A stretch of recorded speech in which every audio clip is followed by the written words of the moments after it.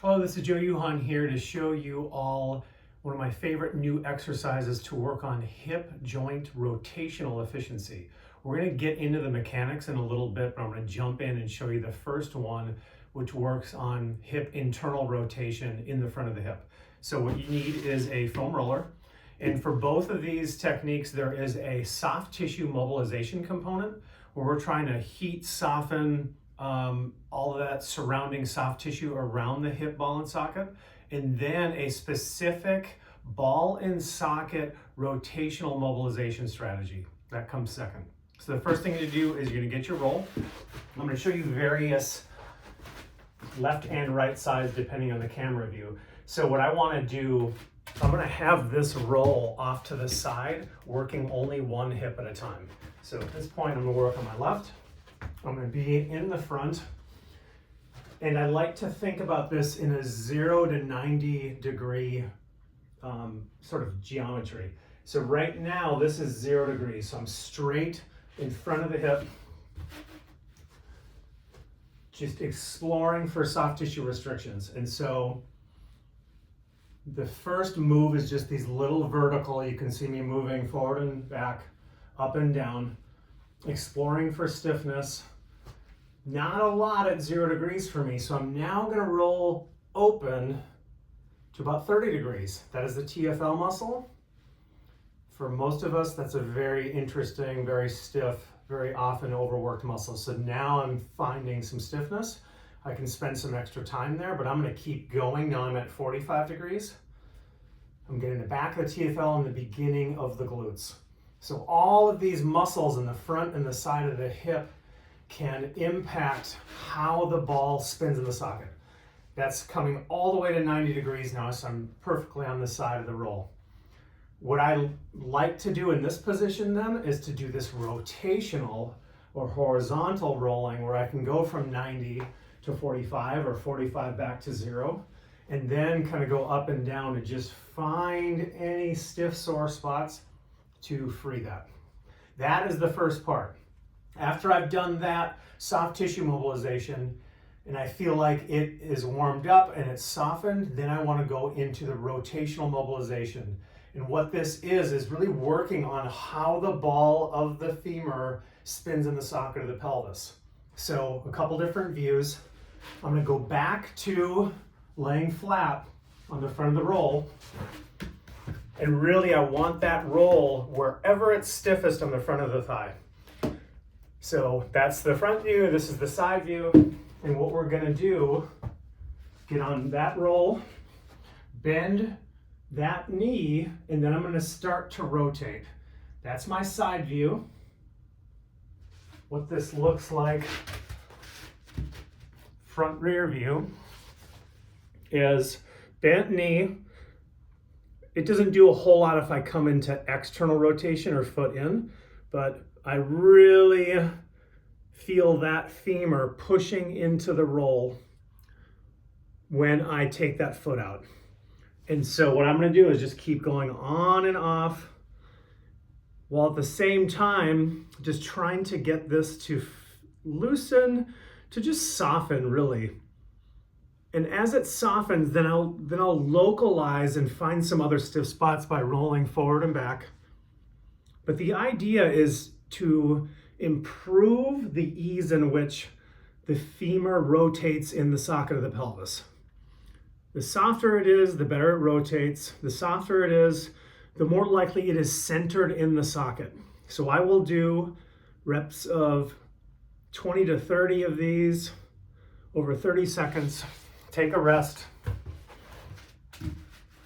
Maybe do a little bit of rolling again to just check it out, and then repeat.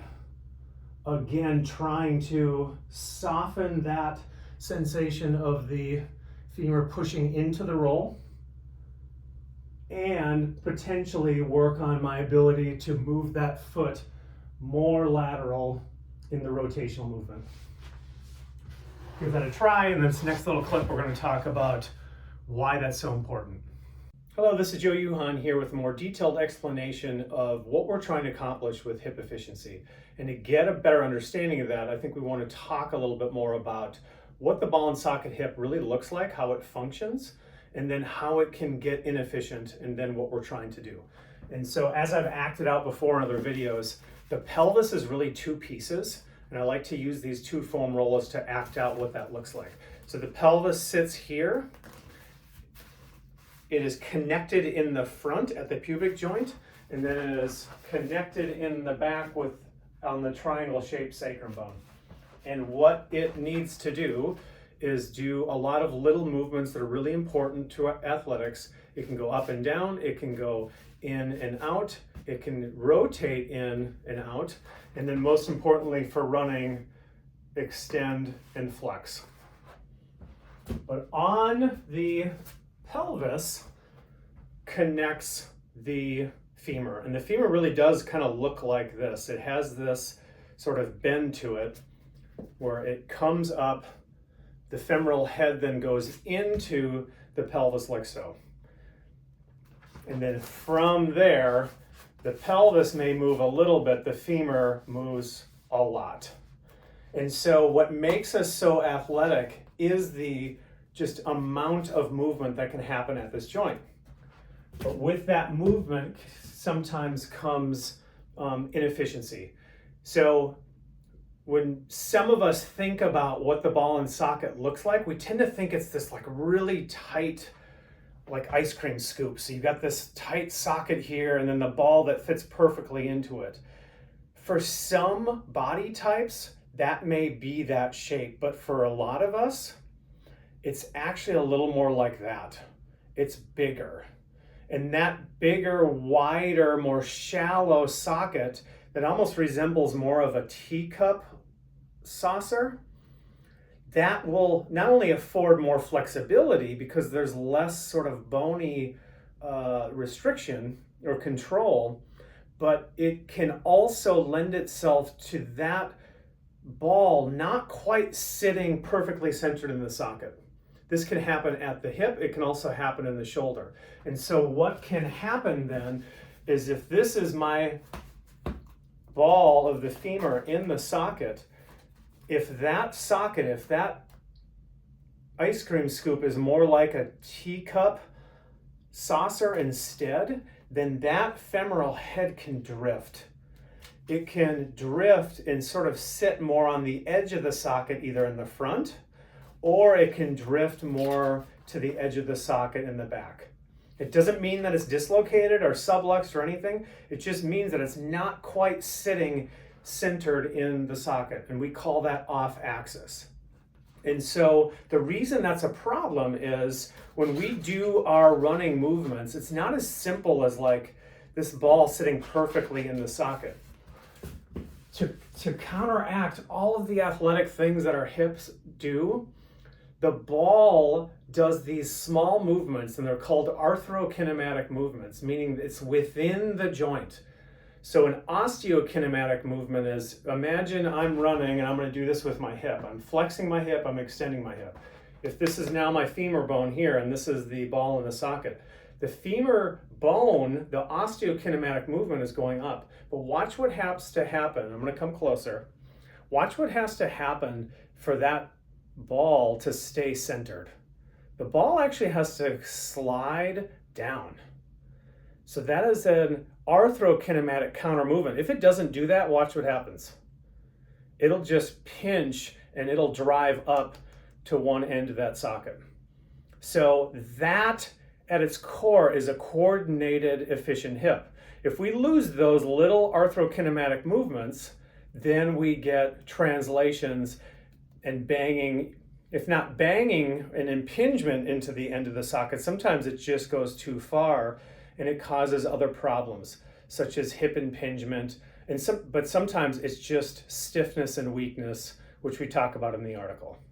And so the inefficiency results in this head of the femur drifting and not sitting where it belongs in what we call an off-axis position. We want that femur on axis, meaning dead center in the center of the socket and staying there with whatever that femur is doing while we run or do anything athletic.